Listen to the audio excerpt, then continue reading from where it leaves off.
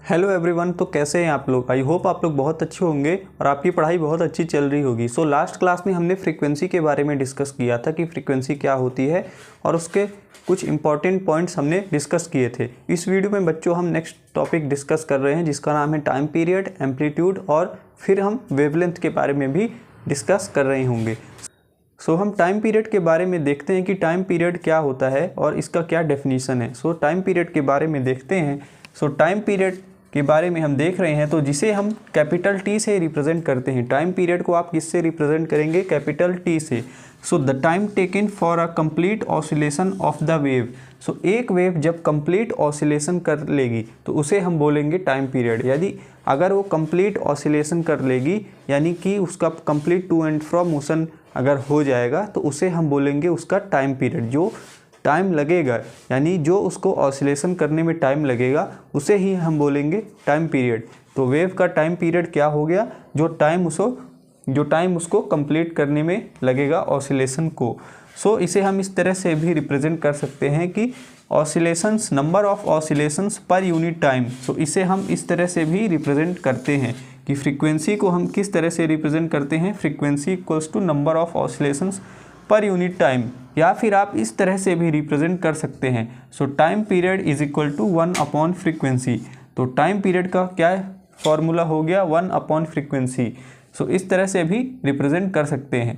सो अगर आप ऐसा कहेंगे कि किसी का फ्रीक्वेंसी ज़्यादा है, अगर इस तरह से क्वेश्चन आ जाए कि दो बच्चे हैं और वो रेस में दौड़ रहे हैं, अगर एक बच्चा जो है वो ज़्यादा तेज़ी से दौड़ रहा है यानी उसकी फ्रीक्वेंसी ज़्यादा है और वो बहुत तेज़ी से दौड़ रहा है तो उसका टाइम पीरियड कम होगा, और जिसका जो है अगर वो कम स्पीड से दौड़ेगा तो उसका फ्रीक्वेंसी कम होगा। ऐसे भी समझिए आप कि अगर किसी भी पार्टिकल की फ्रीक्वेंसी ज़्यादा है तो उसका टाइम पीरियड कम लगेगा, और अगर उसकी फ्रीक्वेंसी बहुत ही कम है तो उसे बहुत ज़्यादा टाइम पीरियड लग जाएगा।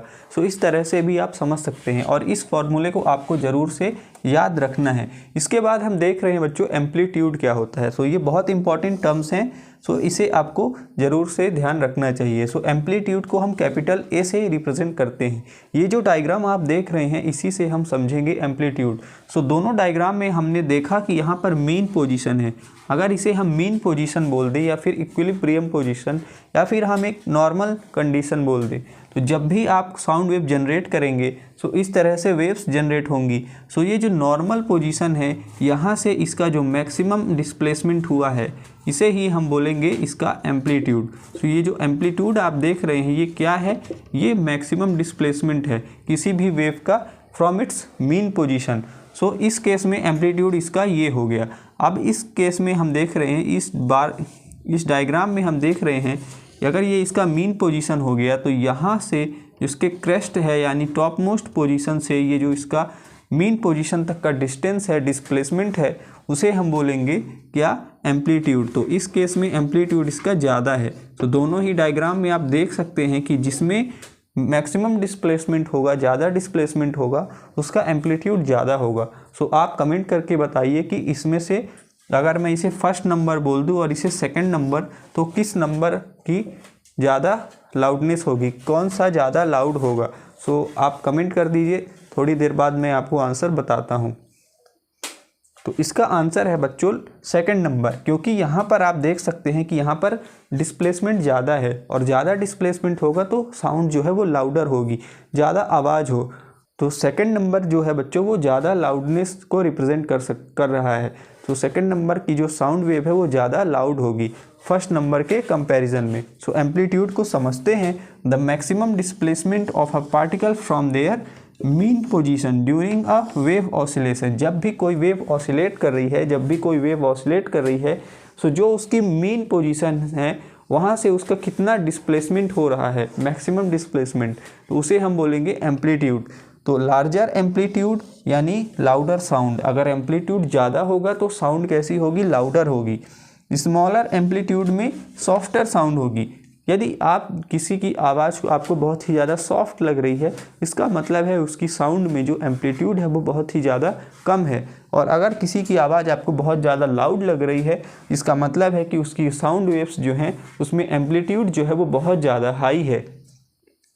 Sound travels away from the source. अगर कोई भी साउंड अपने सोर्स से अवे है, अगर कोई भी साउंड अपने सोर्स से यानी अपने पोजीशन से जहाँ पर वो साउंड वेव जनरेट हो रही है और उससे अगर दूर जाते हैं हम, तो उससे क्या होगा बच्चों की लाउडनेस जो है वो डिक्रीज़ होगी। क्यों?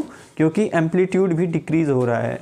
क्योंकि आप ऐसा समझिए कि अगर स्पीकर कहीं पे बज रहा है और उसके जस्ट पास में आप खड़े हैं, तो वहाँ पर जो पार्टिकल्स हैं वो मैक्सिमम डिस्प्लेसमेंट शो करेंगे, साउंड वेव्स के साथ मैक्सिमम डिस्प्लेसमेंट शो करेंगे, उसकी एम्पलीट्यूड ज़्यादा होगी और वो साउंड ज़्यादा लाउडनेस के साथ सुनाई देगी। लेकिन अगर हम उससे थोड़ी और आगे जाते हैं, थोड़ी और दूर जाते हैं, तो वहाँ पर साउंड जो है वो कम सुनाई देगी, क्योंकि वहाँ पर पार्टिकल्स का जो डिस्प्लेसमेंट है वो भी कम होगा, एम्पलीट्यूड भी कम होगा और साउंड जो है वो कम लाउडनेस के साथ सुनाई देगी, यानी थोड़ा सा कम साउंड होगा, उसका लाउडनेस उतना ज़्यादा नहीं होगा। सो इस तरह से आप समझ सकते हैं कि एम्पलीट्यूड और टाइम पीरियड क्या होता है। इसके बाद हम वेवलेंथ को अच्छी तरह से समझते हैं।